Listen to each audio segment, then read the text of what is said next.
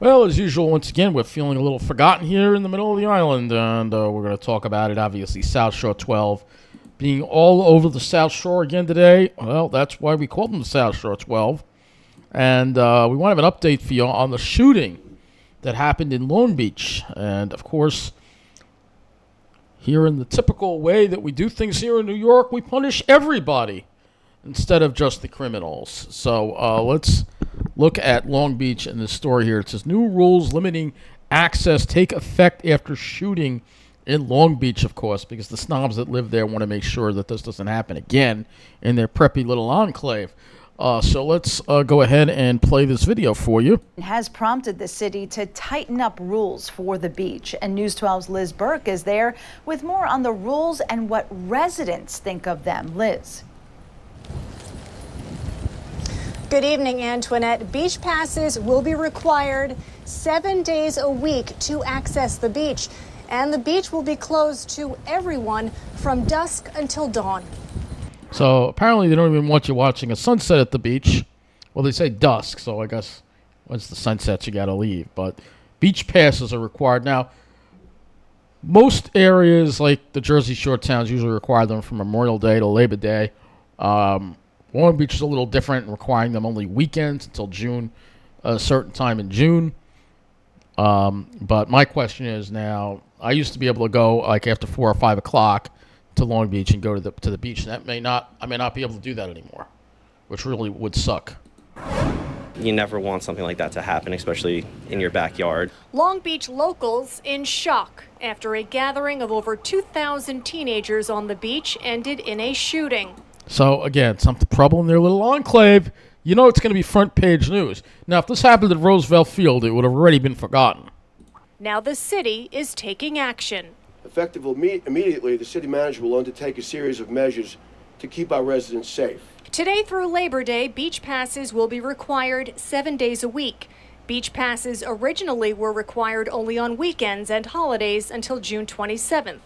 The beach is now closed to everyone from dusk until dawn, except for permitted events. Being able to come to the beach after work, have dinner, and hang out is something I look forward to all day. So the closing after dusk is definitely something that will impact me. The city manager will have the authority to close the beach at any time if needed. I'm glad that they're taking measures to make sure that the community's safer and people are safer. We don't want incidents, so if that's what they think we need to do, that's probably what should be done. City officials tell News 12 outside of the COVID pandemic, this set of rules is a first for Long Beach, and some aren't happy about it. One person on social media wrote, there has got to be a better solution. I agree. Another commenting, I can't go for a nighttime walk on the beach now? That's the answer? Why are the residents being punished? And city officials say unpermitted gatherings of over 100 people are illegal, and event organizers will be criminally charged and pay hefty fines. Reporting in Long Beach, Liz Burke, News 12, Long Island. So you see, that's what they did in Long Beach. I'm not sure what this is exactly going to mean here. I generally walk along the boardwalk, so this is not going to affect the boardwalk at all. But if you do want to walk up to the beach, and let's say there's a hurricane offshore and I want to look at the waves, not going to be able to do that, perhaps. So now I'm going to have to go to Jones Beach, which is harder to get to. But the people in their little enclave want to feel safe, so we have to, and this story actually left out information on this. Actually, kind of left out a lot of information in this story. There was a longer story that they had. And, of course, I don't know what happened to it. The story that they have on the website is much shorter than the story that was on there. So let's take a look and see. Long Beach. Can't believe News 12. You have the edited version on your hang on. This might be the longer version. Yeah, here we go. In the stomach, and a 15-year-old now facing See, that story kind of this is going to have more details. And a 16-year-old shot in the stomach, and a 15-year-old now facing weapons charges after thousands of teens gathered in Long Beach. Our crime reporter Krista McNally is live in the City by the Sea to tell us the new rules officials are now putting in place to try to prevent this from happening again. Krista, so this is a better story than what I played for you before. That's right, Joe. We've got some brand new rules. Passes will now be required daily to step foot on the sand here in Long Beach. And the beach will be closed from dusk till dawn. The measures come after a large gathering of teenagers leads to chaos and gun violence. We were out around 4 o'clock and we saw lots of kids congregating. And we turned around right around here to go the other way. We closed at 5 o'clock last night. We closed a little earlier than expected. Just for a little concerned. Businesses closed and people going down the boardwalk turning around when they saw the group of over 2,000 gathered. When you have a large group like this, it can go from calm to chaos in a matter of seconds. Chaos is what happened when police tried to remove the massive crowd of teens. The local police were overwhelmed all of a sudden. We have encountered individuals from Malvern, Elmont, Baldwin, Freeport, Hempstead, and parts of Queens. So there you go. You just talked about all the towns there. Malvern, Baldwin, Freeport. What were those towns again that he said? Let's just play that again. In parts of Queens. Back a little more. Hempstead, Elmont, Baldwin, Freeport, Hempstead, and parts of Queens. Elmont, Baldwin, Freeport, Hempstead, and parts of Queens. So those are the areas where there are a lot of problems. So again, people on the South Shore think that having all these criminals and all this lawlessness, if this is another town, it's not going to bother them. But as you can see, it did bother them, and in a big way, and they kind of missed the opportunity because this was there was probably chatter on social media, and they didn't act before this happened. Long Beach police called in the help of Nassau and the MTA police, as they say fights occurred and shots were fired. So the problem is with this is, this is going to make the snobby white people that live there even more racist than they already are. Toward outsiders, to people who don't live in Long Beach, and so what these kids did, these kids in all these towns, you know what I mean, they only hurt themselves and the rest of us by their actions. We will not tolerate it. A 16-year-old was shot in the abdomen near Edwards Boulevard and Park Avenue, and more gunfire erupted at the Long Island Railroad Station. Our niece and nephew, I guess they were at the rail station and they had to run away. As a result of this crime-filled night, the 2024 beach season will begin today, which is about 2 weeks earlier than normal, so people will need a pass to get on the sand. The beach will also be shuttered from dusk to dawn, and the city manager now has the authority to close the beach at any time. Have you seen this before? Never to that magnitude.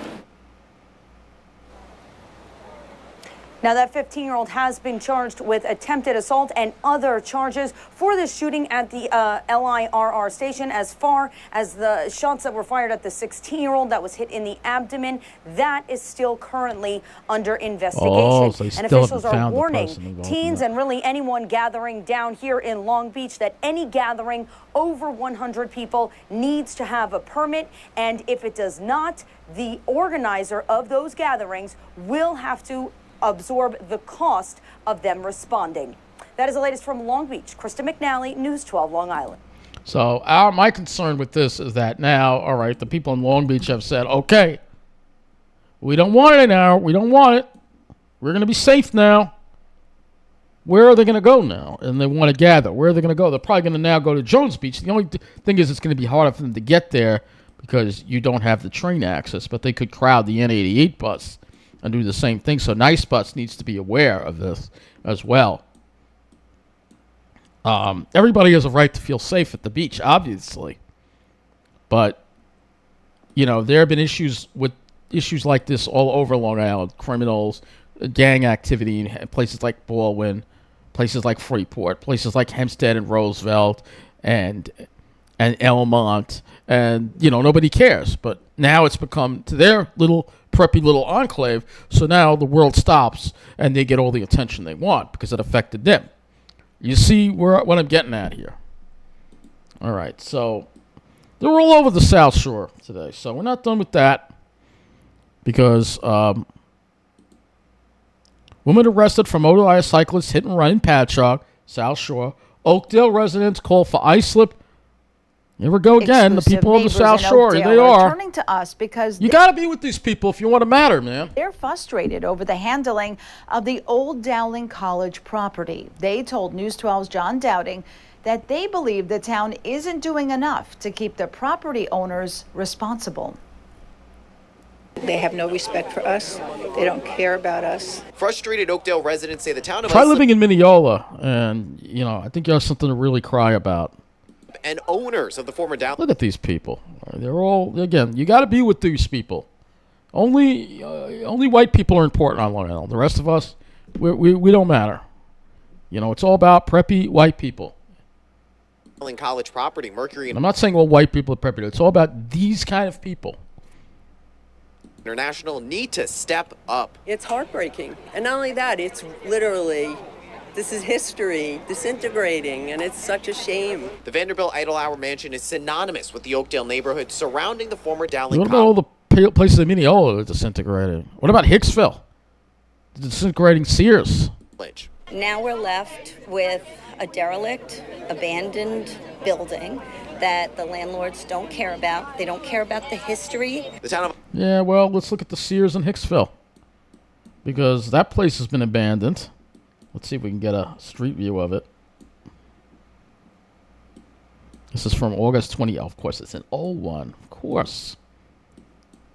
But this has been abandoned for a while. This garage here has been broken into and vandalized.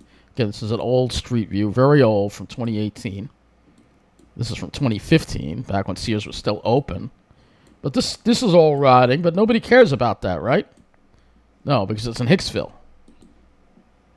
Of Islip reached a tax settlement agreement with Mercury International at the end of last year. Community members say Mercury would receive tax refunds in installments and say Mercury had to use $250,000 from the first installment for security, maintenance, and repairs to the historic mansion. But neighbors tell me none of that has happened yet. They have not been true friends to us. They don't really care about the people in Idle Hour. Neighbors say the property has become a playground for mischief. We have individuals coming into this community on a weekly basis in the middle of the night, attempting to break into this facility. What about the people in Hicksville who have to deal with that? No, they don't matter, right? It to be a school, a museum, or something open for people to stop vandalizing. In a statement to News 12, an Islip spokesperson said the reason for the delay is we want to get it right. We anticipate the installation of security measures in the near future and hope they are effective in deterring, if not eliminating, criminal activity at the site. We feel our elected officials are not as concerned as we are. Oh, trust me, they are. Try living in the middle of the island. You'll know what it really feels like to be forgotten. Now, an attorney from Mercury International tells me that planned meeting that was supposed to happen back in March, they're hoping that meeting will happen in July. They also tell me that security measures will be installed in a few days. Regardless of what happens here, neighbors just tell me enough is enough with the inactivity.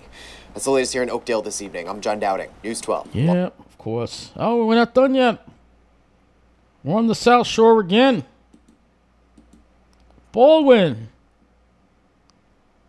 Of course, they mostly interview people in South Baldwin. Since Baldwin residents had to deal with this water main They're on the break South Shore again. As we first showed I you mean, like on News literally, 12, it's like, that get left about the many middle of the roads island. We don't flooded. even Now, exist. Some in the community are seeking answers, but also money from Liberty Water. Our Kurt Semner has more.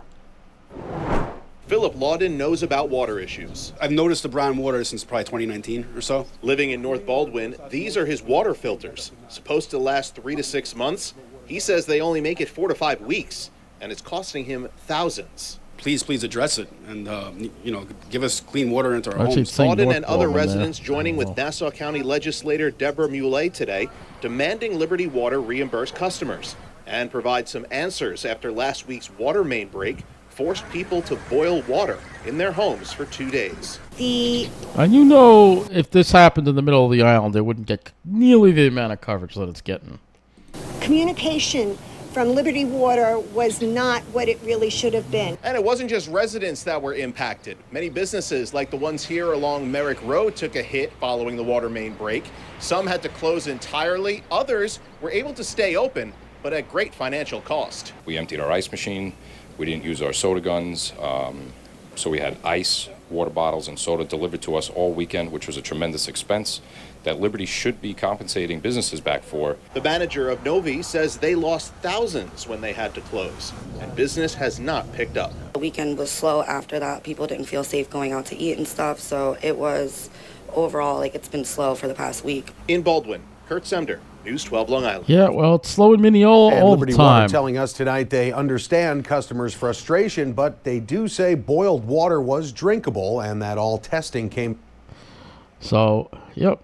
Meanwhile, let's talk about what they've barely covered. Yeah, they barely covered this. Oh, it happened in the middle of the island. That's why, no surprise. At a church. Police tell us Neil Nembard was at the Church of the Advent in Westbury yesterday. He's exactly the kind of, it looks like I think he's one of the homeless people I've seen hanging out in Mineola. But this is exactly what we have to deal with in the middle of the island. But nobody cares about us. A 58-year-old man noticed that he was exposing himself and touching himself inappropriately in the back of the church. Officers were able to locate and arrest Nembard shortly after. He's facing public lewdness charges. Anyone who feels that they have also may have been a victim, you were asked to call Nassau County Crime I bet he's homeless, or should I say undomiciled. But, yeah. Probably homeless. Right, but that's the kind of stuff we get to deal with in the middle of the island. Nobody really cares. We're completely forgotten. We're just completely forgotten. It's unbelievable. It really is. Let's go look at Daily Voice and see the stuff they didn't cover.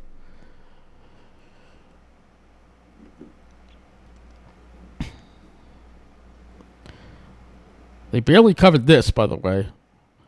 Woman beats teen with brass knuckles and knife during a fight in Uniondale. Barely covered that.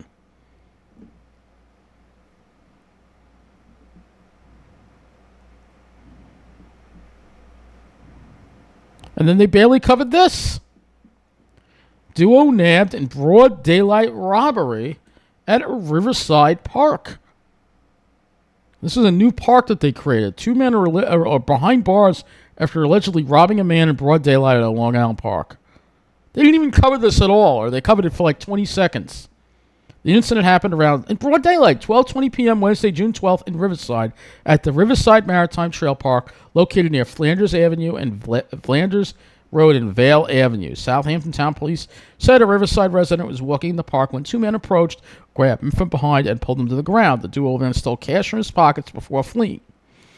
The Southampton K-9 officer located the two suspects a short time later in a nearby wooded area.